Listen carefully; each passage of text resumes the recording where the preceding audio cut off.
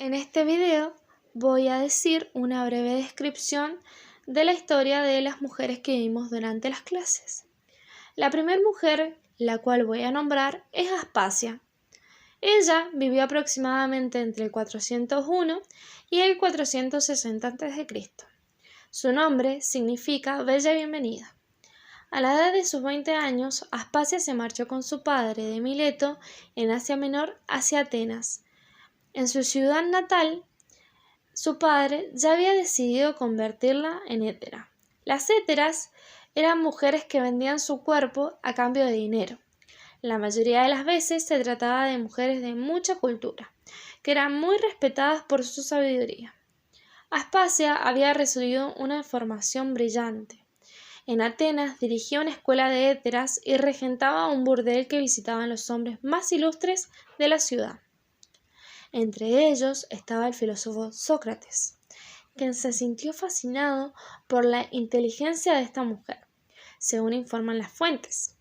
Lo mismo le sucedió al también filósofo Anaxágoras y al político Pericles, el cual se enamoró de la joven 20 años menor que él, abandonó a su mujer e hizo de Aspasia su palanque, es decir, una compañera ilegítima. Esta unión provocó un escándalo y los círculos formales de Atenas ridiculizaron a Aspasia por su pasado. Ella incluso llegó a ser acusada por su conducta y a Pericles le costó mucho conseguir que la dejaran libre. Después de la muerte de Pericles, en el año 429, ella se casó con el mercader de ganado Lisicles. Aspasia era considerada una maestra excelente en las especialidades de filosofía y retórica. Sócrates le pedía consejos y le enviaba alumnos. Los más instruidos de la ciudad confiaban en esta mujer tan culta e inteligente. Con respecto a la filosofía de Aspasia, ella se desenvolvía predominantemente en espacios públicos. La pensadora vivía los momentos de diálogo, amaba la conversación y la alocución de forma de discurso. Este modo de filosofar tiene un fuerte componente pedagógico. La segunda mujer de la que voy a hablar se llama Hipatía. Fue víctima de los cristianos fanáticos. Fue la última filósofa pagana de la antigüedad que conocemos. Cuanto más fuerte era la posición de la Iglesia en la sociedad, menos derechos tenían las mujeres. Por lo que respecta a la filosofía, las mujeres que filosofaron en la Baja Edad Media sabemos muy poca cosa de ellas. Además de que fueron nobles, muy cultas y con frecuencia más cultas que sus maridos.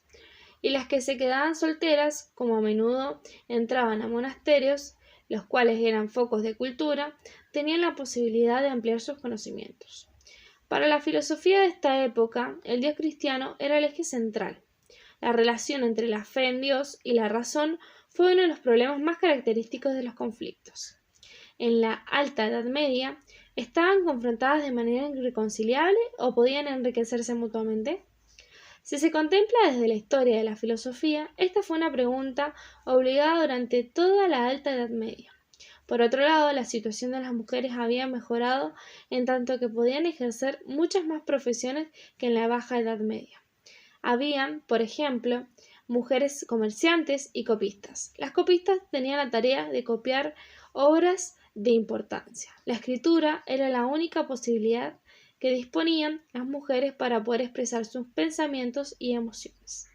El representante más importante de esta escuela de pensamiento es Santo Tomás de Aquino, quien incluso presentó pruebas de la existencia de Dios. Partía del hecho evidente que todo se mueve, aunque nada se mueve por sí mismo, sino que es movido por otro.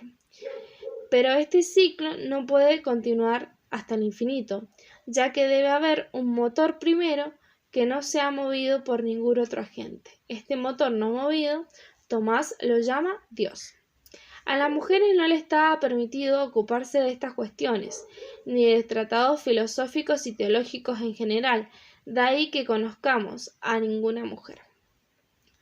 Pero había otra corriente filosófica en la que las pensadoras podían encontrar su sitio, la mística.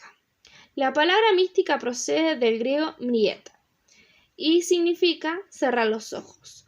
Como movimiento opuesto de la escolástica, Orientada a la razón, la mística se entendía como una filosofía del alma abierta, del saber recóndito, de modo que la razón y el intelecto no están en el primer plano de la mística, sino que escucha la humildad, lo que Dios tiene que decirnos, los intereses propios de callar, el yo carece de importancia, la devoción por la palabra de Dios es la condición para poder oír la verdad. La tercera mujer de la que voy a hablar es Caterina de Siena. Fue otra gran pensadora de la Edad Media. Nació aproximadamente en 1347 y falleció en 1380. Nació en Siena, fue la hija número 23 del tintorero Jacob Benincasa y su mujer Lopa. Desde muy pequeña tuvo visiones que la impulsaban a entrar en un convento, pero se topó con la tenaz resistencia de su madre, la cual quería casar a su hija a la edad de los 12 años como era habitualmente. A modo de castigo por las elecciones de su hija, Catarina ya no dispuso de una habitación propia y tuvo que trabajar en casa como sirvienta. Catarina no se opuso. Sencillamente todo ello carecía de verdadera importancia, ya que tenía otros planes que habían tomado forma en su cabeza. Quería ser monja, lo antes posible. Finalmente, cuando tuvo 16 años, fue admitida en la orden seglar de las terciarias dominicanas. Catalina podía continuar viviendo en su casa y volver a tener su habitación, ya que las terciarias vivían bajo una superiora, pero sin abandonar la casa de la familia. Ella misma se impuso silencio y solo salía de casa cuando quería ir a la iglesia, hasta que en una visión recibió el encargo de pasar de la soledad a la vida pública para participar en la sociedad. Se dedicó sobre todo a los enfermos. Pronto se formó alrededor de un círculo de monjas, monjes y laicos que la ayudaban. Catalina hizo poner sus pensamientos por escrito, ya que era analfabeta y se veía obligada a tener que dictar sus textos. No fue hasta más tarde que aprendió a leer y a escribir, entonces fue anotando sus pensamientos de manera sistemática en su obra principal, El Diálogo o el Libro de la Divina Providencia. Cabe destacar el hecho de que escribiera este libro en lengua vulgar para facilitar al máximo a sus lectores y lectoras en el acceso de su pensamiento y con el mismo fin optó por un diálogo entre Dios y el ser humano, en el que se plantea las preguntas que Dios responde. Catalina debía emanar una gran energía. En diversas fuentes se nos informa lo convincente que era su presencia, de cuánto le gustaba a la gente escucharla, hasta el punto de que todo el mundo acababa persuadido por sus palabras. Tenía carisma y era una personalidad de quien se creía cuando se decía. Sus ideas no son imágenes abstractas ni burbujas de aire, sino pensamientos que están llenos de vida. La cuarta mujer de la cual voy a hablar es Christine de Pizan. Nació en 1364 y falleció en 1430. Fue poeta, filósofa humanista y feminista. Fue la primera mujer escritora, mantuvo a su familia a través de sus textos. Nació en Venecia, tuvo una vocación especial. Fue conocida como la hija del astrólogo. Hablaba los idiomas como el italiano, la cual era su lengua materna, latín y francés. Recibió lecciones de historia, filosofía y medicina.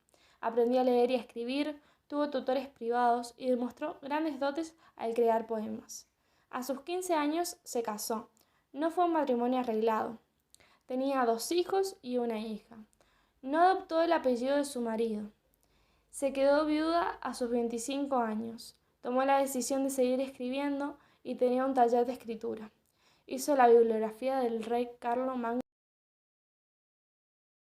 La quinta mujer de la cual voy a hablar, y la última, es Juana Inés de la Cruz. Nació el 12 de noviembre de 1648 en San Miguel.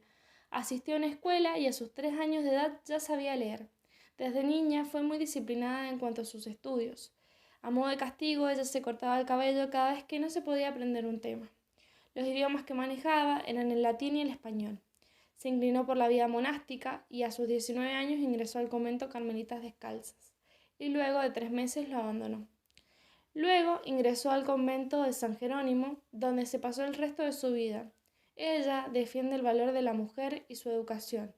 En 1693 dejó de escribir y se dedicó a profundizar su fe.